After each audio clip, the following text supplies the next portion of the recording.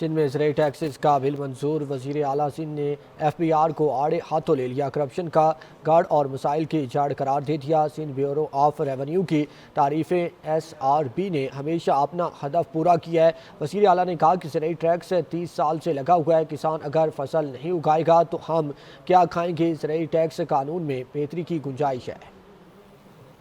سندھ حکومت نے صوبے میں زرعی ٹیکسز نافذ کر دیے۔ سندھ اسمبلی نے صوبائی ایگریکلچرل انکم ٹیکس بل 2025 متفقہ طور پر منظور کر لیا۔ وزیر اعلیٰ سندھ مراد علی شاہ نے بل کی متفقہ منظوری کو تاریخی کامیابی اور صوبے کی ترقی کا نیا سفر قرار دیتے ہوئے کہا کہ وزیر اعظم نے کہا ہے کہ federal board of revenue corruption کا گڑھ ہے۔ ایف بی آر نے اپنی ناکامی چھپانے کے لیے کہا کہ زرعی شعبہ ٹیکس نہیں دیتا۔ جیسے ایف بی آر کہیں اور جگہوں پر ناکام رہا، یہاں بھی ناکام رہا۔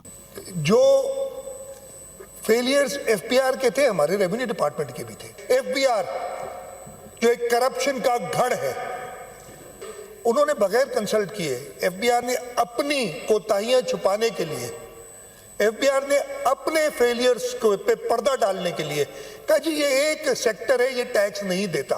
صوبائی وزیر اطلاعات شرجیل میمن نے کہا کہ آئی ایم ایف کے کہنے پر زرعی آمدن پر ٹیکس کو بڑھایا، نہیں چاہتے کہ قرض رکنے سے پوری معیشت کو نقصان ہو۔ صوبائی وزیر سعید غنی کا کہنا تھا کہ ٹیکس کلیکشن صوبائی حکومت کرے گی۔ یہ تاثر غلط تھا کہ زراعت پر پہلے ٹیکس نہیں تھا۔ ایم کیو ایم نے زرعی انکم ٹیکس بل کی حمایت کی۔ ڈپٹی پارلیمانی لیڈر طاہا احمد نے کہا کہ ایم کیو ایم 40 سال سے زرعی ٹیکس کی بات کر رہی ہے، ہماری بات نہیں مانی لیکن آئی ایم ایف کی بات مان لی۔ زرعی انکم ٹیکس مجبوری نہیں، ضروری ہے۔